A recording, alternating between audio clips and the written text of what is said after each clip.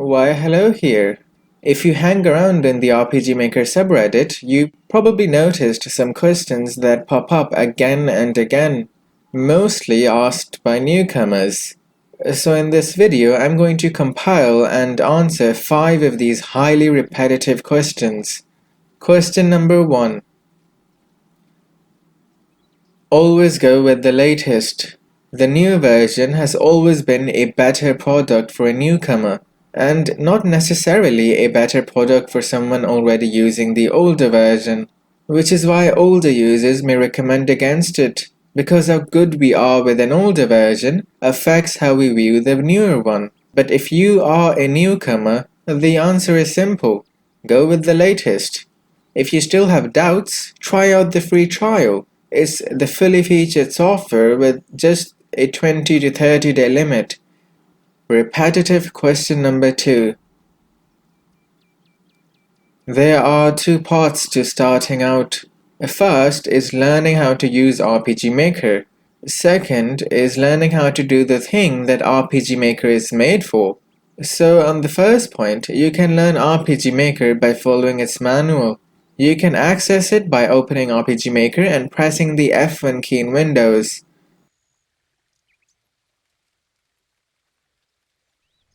If you don't like reading, then search RPG Maker tutorial on YouTube, also mention the version, and filter the results by playlist. Here you will likely find a complete tutorial series that you can follow through. The next part is learning the thing that RPG Maker is for, that is, making a game. RPG Maker is just a tool. If you want to make good games with it, you have to learn game design. If you want to tell amazing stories, then you have to learn screenwriting. If you want your game to look attractive, you have to learn what makes a scene or environment look good. You can learn these things from anywhere, from anyone who is experienced, without touching RPG Maker. You can easily find multiple writers, solo developers, and filmmakers on YouTube that can teach you these things. Or you can do online courses from places like Udemy. The idea being that learning RPG Maker will not magically teach you how to make good games, or even playing 1,000 games won't teach you that.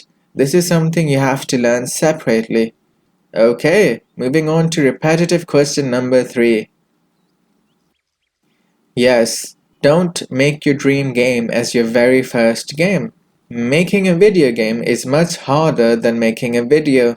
Now, would you ever make your first video 50 hours long? No? How about 10 hours long? No? How about 1 hour long? Would you make your first video 1 hour long? Probably not. If you did, it will be so bad no one's going to watch all of it. So what will you do? You will make a video that's 2 minutes or 10 minutes long. That's what you will do. And remember what I said. Making a video game is much harder than making a video.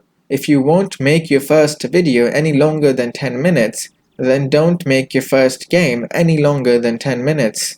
Make your first game only 10 minutes long, then polish it, polish it, polish it, and make it a fun and memorable experience for the player.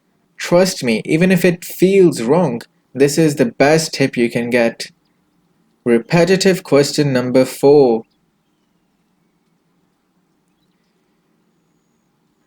Your project will fail. If you have not finished a game on your own, then you will not be able to finish it in a team either. It is actually harder to finish a game in team, because for an artistic project like a game, working in a team becomes a battle of egos. And if you don't know the whole exact process from start to finish, you will get lost in the middle, and the project will just be a waste of everyone's time. Repetitive question number 5. I can't draw or make music either. Now, let me show you something. This right here, feel free to pause and read for yourself.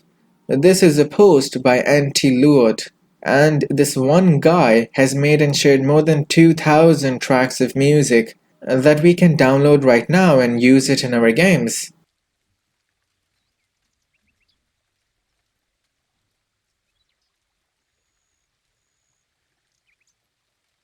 Now I'm going to play one of his music as I gave you a slideshow of graphic assets from one of my favorite tileset artists, Comshow.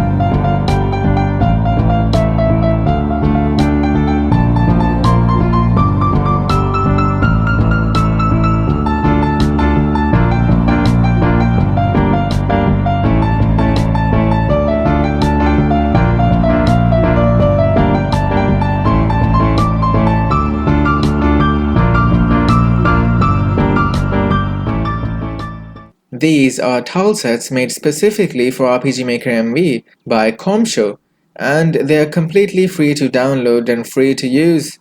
Now I've just shown you one music artist and one tileset artist. There are thousands more out there on both English and non-English websites from all over the world.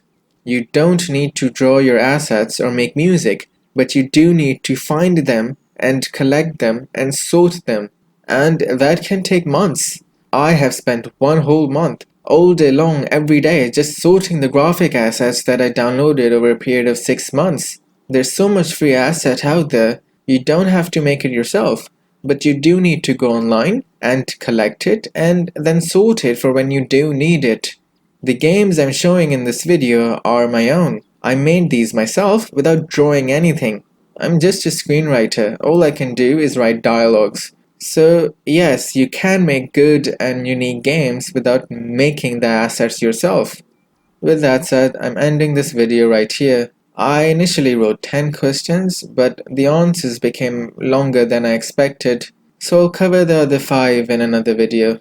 Feel free to drop in suggestions for any other questions you find being repetitively asked, and I'll perhaps answer them in a video.